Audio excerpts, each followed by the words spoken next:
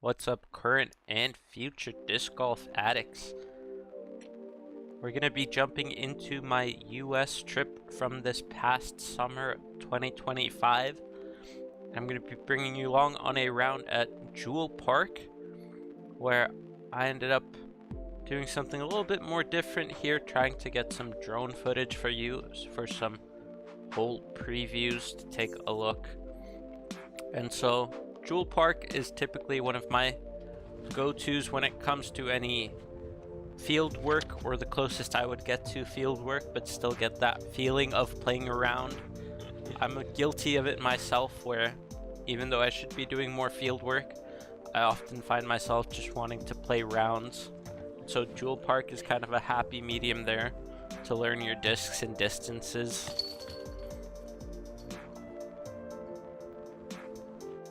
Moving on to hole 2, as we see, these two big fir trees are really defining this gap that you have to hit a backhand turnover, where you could play a forehand hyzer through it, but harder to park that gap without challenging the leftmost tree. Even though the gap has been trimmed a little bit, still plenty of limbs to hit and hard to find your way through.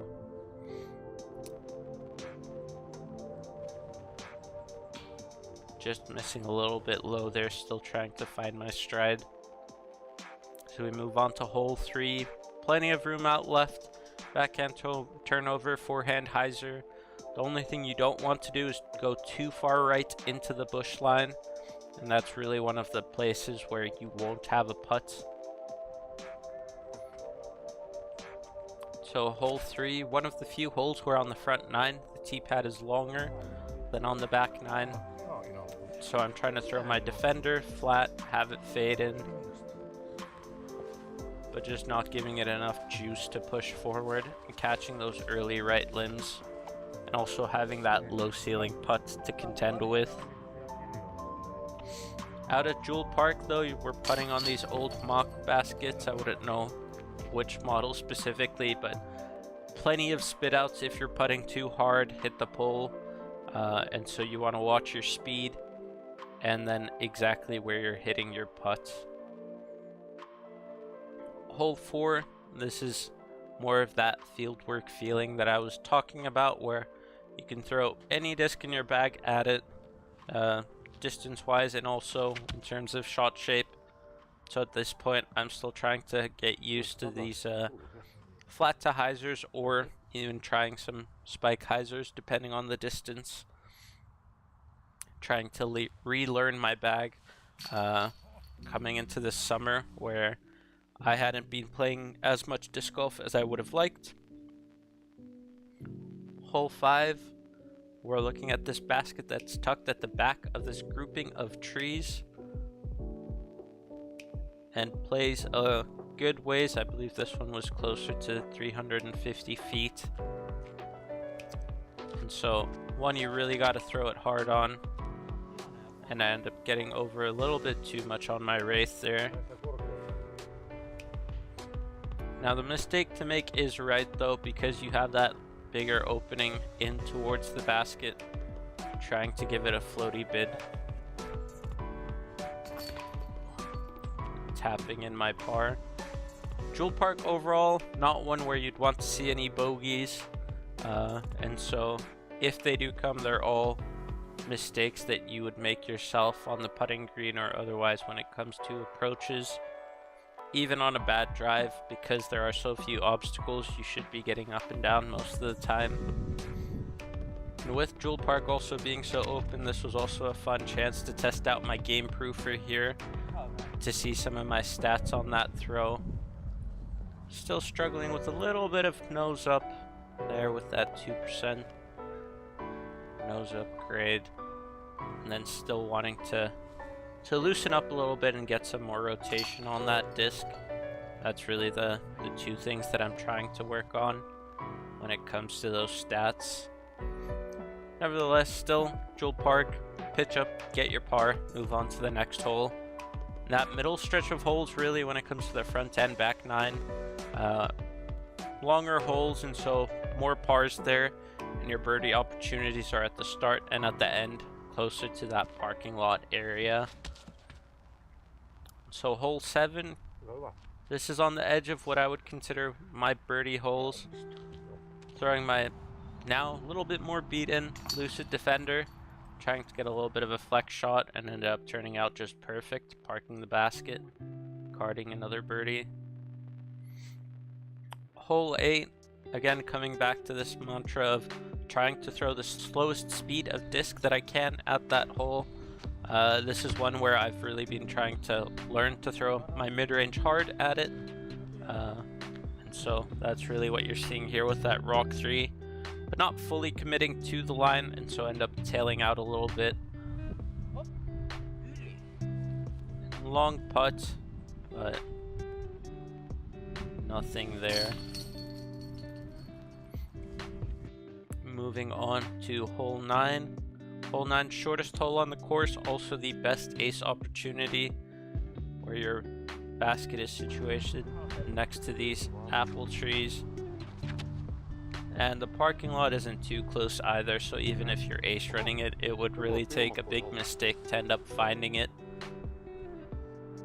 I end up hanging out my berg a little bit too far right. Still pin high though, so fine, but not really that ace run I would have hoped for. That brings us to hole 10, so starting the back 9, Juel Park. Again, 9 baskets, but 18 tee pads. And so we're playing from a little bit off to the left and pulled back a little bit compared to what hole 1 is. So we're looking at roughly a 350-foot hyzer. You do actually have this OB line on the right, defined by this ditch in front of those bushes, and end up pulling my wraith, trying to get it up there too much, and so end up finding that OB, unfortunately. Upshot does stay in bounds, but also really close to that OB line. Hole 11, we're looking at, again, longer version of this big backhand turnover. With that added distance, to me this does feel more like a defined backhand turnover than a forehand hyzer. Although if you do play this really wide forehand hyzer, you can actually get to the basket. But I'm still throwing the same disc, a little bit more power. Didn't give it as much height I would have hoped for, and really unfortunate to be on the front side of the tree there, so trying to pitch up my berg there, try to get a little bit of a skip towards the basket, as to leave not too much pressure on that putt. Like I would have said on the front 9, hole 12, one of the few holes where the back 9 tee pad is the shorter of the two, and so now you're needing to aim a little bit more left and more pronounced hyzer line than that flat 2 fade. So being that touch closer here, I'm disking down to my Thunderbird rather than the defender I would have thrown on the other hole, playing to the same basket. Still sawing it off a little bit too much to my liking, and having to deal with that low ceiling, pushing that bush line on the right side. Hole 13, we're looking at 350 feet, open fairway, again, all about distance control. And so this, to me, not being as warmed up, I would like to push those fairways there, but realistically at this point in time, I'm still not as comfortable throwing them this far, so I'm still throwing my wraith quite a bit.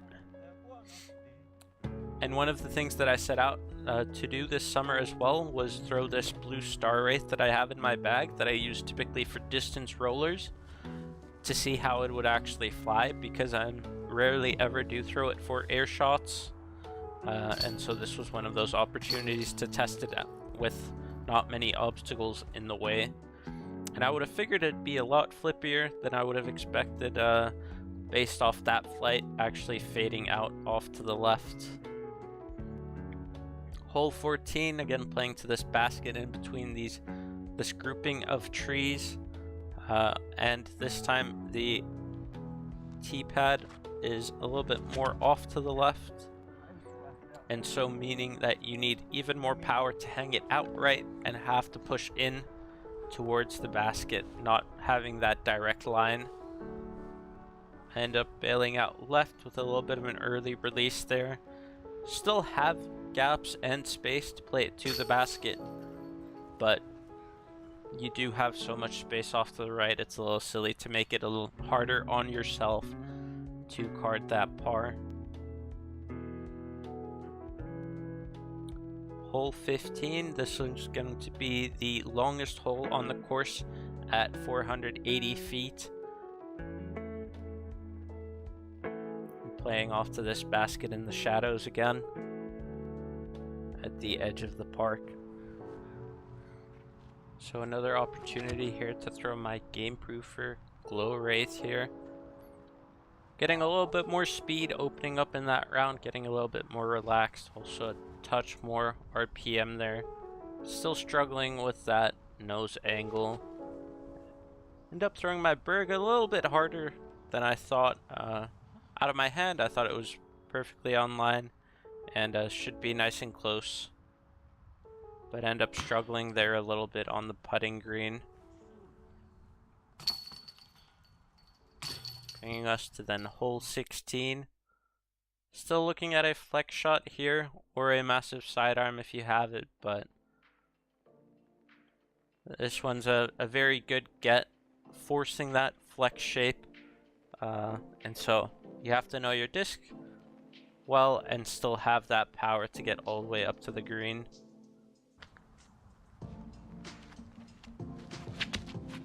So I end up throwing my Wraith on a touch too much hyzer, bailing out left. Not one I've ever birdied before, so not one I would expect to get, but still disappointing to not see that full flight out of the disc. Hole 17, we're looking at a low ceiling drive, very Calvin Heimberg-esque shot where you don't have much airspace to work with. However, you do have space out to the left if you're very uncomfortable with that low ceiling, and you could try to throw this big anhyzer that keeps working out towards the basket. Wanting to get better at disc golf, I forced myself to throw this low ceiling shot, throw it a little bit into the ground. So, mildly disappointed too. Just compounding mistakes here now. Again, pitching up for that par, so fine. And then moving on to hole 18. One last chance at an ace run here at Juel Park. Trying to throw it at that right side apple tree. Have it hyzer into the chains. So throwing my harp here, and too wide out of the hand. So practically the same spot as on the front 9 from the short tee. So carding in that birdie. If you enjoyed what you saw, don't forget to leave a like, comment, and subscribe for more content. Thanks for watching.